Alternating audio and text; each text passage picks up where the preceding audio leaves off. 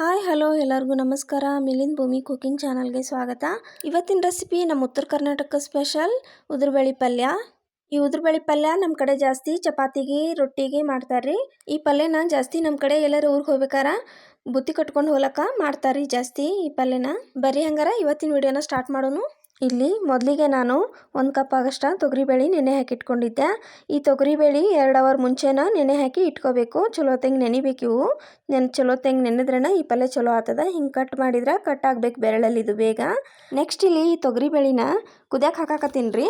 ಇಲ್ಲಿ 4 ರಿಂದ 5 ನಿಮಿಷ ಈ ತೊಗರಿಬೇಳೆನ ಕುದಿಸ್ಕೋಬೇಕು. ಈ ರೀತಿ ಕುದಿಸಿ ಮಾಡೋದ್ರಿಂದ ಈ ಪಲ್ಯ ಭಾಳ ಚಲೋ ಆಗ್ತದ. ಇಲ್ಲಿ ಹಿಂಗೆ ಕೈಯಿಂದ ಕಟ್ ಮಾಡಿದ್ರೆ ಬೇಗ ಕಟ್ ಆಗಬೇಕು. ಆ ರೀತಿ ಒಂದು 5 ರಿಂದ 6 ನಿಮಿಷ ಕುದಿಸ್ಕೊಂಡು ತೆಗಿಬೇಕು. ಹಂಗಂದ್ರೆ ಭಾಳತನೂ ಕುದಿಸೋಕೆ ಹೋಗ್ಬಾರ್ದು, ಅಷ್ಟು ಚಲೋ ಆಗಂಗಿಲ್ಲ. 5 ರಿಂದ 6 ನಿಮಿಷ ಕುದಿಸ್ಕೊಂಡು ನೀರು ಬಸ್ಕೊಂಡು ತೆಗೆದ ಇಟ್ಕೊಂಡ್ಬಿಡ್ಬೇಕು. ನೆಕ್ಸ್ಟ್ ಈಗ ಈ ಪಲ್ಯ ಮಾಡೋದು ಹೆಂಗಂತ ಹೇಳಿ ನೋಡೋಂಬರ್ರಿ. ಇಲ್ಲಿ ಗ್ಯಾಸ್ ಮೇಲೆ ಒಂದು ಪ್ಯಾನ್ ಇಟ್ಕೊಂಡಿನಿ. ಒಂದು 3 ಟೇಬಲ್ ಸ್ಪೂನ್ ಆಗಷ್ಟು ಎಣ್ಣೆ ಹಾಕೊಂಡಿನಿ ರೀ ಪಲ್ಯ ಮಾಡೋಕೆ. ಎಣ್ಣೆ ಬಿಸಿ ಆದ್ಮೇಲೆ ಇಲ್ಲಿ ಅರ್ಧ ಟೇಬಲ್ ಸ್ಪೂನ್ ಆಗಷ್ಟು ಸಾಸಿವೆ ಹಾಕೊಳತ್ತೀನಿ. ಸಾಸಿವೆ ಎಲ್ಲ ಚಟಪಟ ಆದ್ಮೇಲೆ ಅರ್ಧ ಟೇಬಲ್ ಸ್ಪೂನ್ ಆಗಷ್ಟು ಜೀರಿಗೆ ಹಾಕೊಳತ್ತೀನಿ.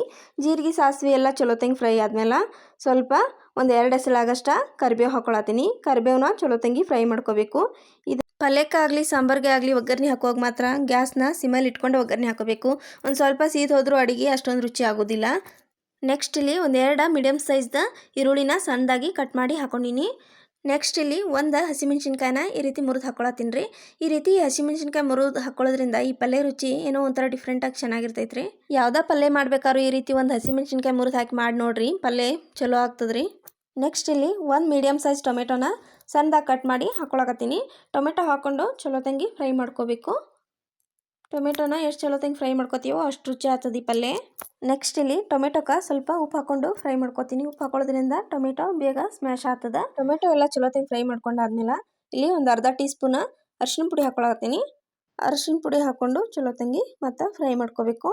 ಸ್ವಲ್ಪ ಕಲರ್ ಚೇಂಜ್ ಆಗೋವರೆಗೂ ಫ್ರೈ ಮಾಡಿಕೊಂಡು ನೆಕ್ಸ್ಟ್ ಇಲ್ಲಿ ಒಂದು ಅರ್ಧ ಟೇಬಲ್ ಸ್ಪೂನ್ ಆಗಷ್ಟು ರೆಡ್ ಚಿಲ್ಲಿ ಪೌಡ್ರ್ ಹಾಕ್ಕೊಂಡಿನಿ. ನೆಕ್ಸ್ಟ್ ಇಲ್ಲಿ ಒಂದು 3 ಟೇಬಲ್ ಸ್ಪೂನ್ ಆಗಷ್ಟು ಉತ್ತರ ಕರ್ನಾಟಕ ಮಸಾಲೆ ಖಾರ ಹಾಕೊಳಕತ್ತೀನಿ.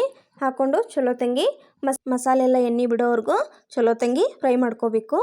ನೋಡಿರಿ ಇಲ್ಲಿ ನಾನೀಗ ಚಲೋ ತಂಗಿ ಫ್ರೈ ಮಾಡ್ಕೊಂಡಿನಿ. ನೋಡಿರಿ ಈ ಮಸಾಲೆ ಎಲ್ಲ ಎಣ್ಣೆ ಬಿಟ್ಕೊಂಡೋದು ಚಲೋ ತಂಗಿ ಈ ರೀತಿ ಫ್ರೈ ಮಾಡಿಕೊಂಡು ನೆಕ್ಸ್ಟ್ ಈಗ ಬೇಯಿಸಿಟ್ಕೊಂಡಿರೋ ಬ್ಯಾಳಿನ ಹಾಕ್ಕೋಬೇಕು.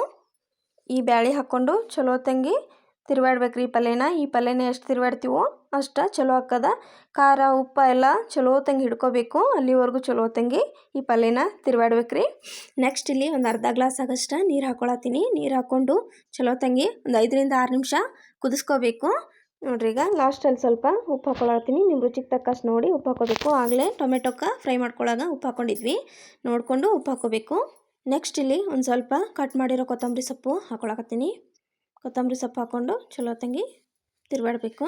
ಕೊತ್ತಂಬರಿ ಸೊಪ್ಪು ಹಾಕೊಂಡ್ಮೇಲೆ ಒಂದು ಸ್ವಲ್ಪ ಹೊತ್ತು ಫ್ರೈ ಮಾಡಿಕೊಂಡು ಒಂದು ಲಿಡ್ನ ಮುಚ್ಚಿ 5 ರಿಂದ 6 ನಿಮಿಷ ಚಲೋ ತಂಗಿ ಬೇಯಿಸ್ಕೊಂಡ್ರೆ ಈ ಪಲ್ಯ ರೆಡಿ ಆಯ್ತು ರೀ.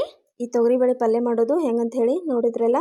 ಈ ಪಲ್ಯ ಮಾಡೋದು ಇಷ್ಟ ಆಗಿದ್ರೆ ನೀವು ಒಂದ್ಸರಿ ಮನ್ಯಾಗ ಟ್ರೈ ಮಾಡಿರಿ. ಹೆಂಗೆ ಬಂತಂಥೇಳಿ ಕಮೆಂಟ್ ಮಾಡಿರಿ. ಪ್ಲೀಸ್ ಒಂದು ಲೈಕ್ ಮಾಡಿರಿ, ಶೇರ್ ಮಾಡಿರಿ, ಸಬ್ಸ್ಕ್ರೈಬ್ ಮಾಡ್ಕೊರಿ ನಮ್ಮ ಚಾನಲ್ನ. ಪ್ಲೀಸ್ ಸಪೋರ್ಟ್ ಮಾಡಿರಿ ಅಂತ ಹೇಳ್ತಾ ಇವತ್ತಿನ ವಿಡಿಯೋನ ಇಲ್ಲಿಗೆ ಮುಗಿಸಾಕತ್ತೀನಿ. ಥ್ಯಾಂಕ್ ಯು ರೀ ಎಲ್ಲರಿಗೂ.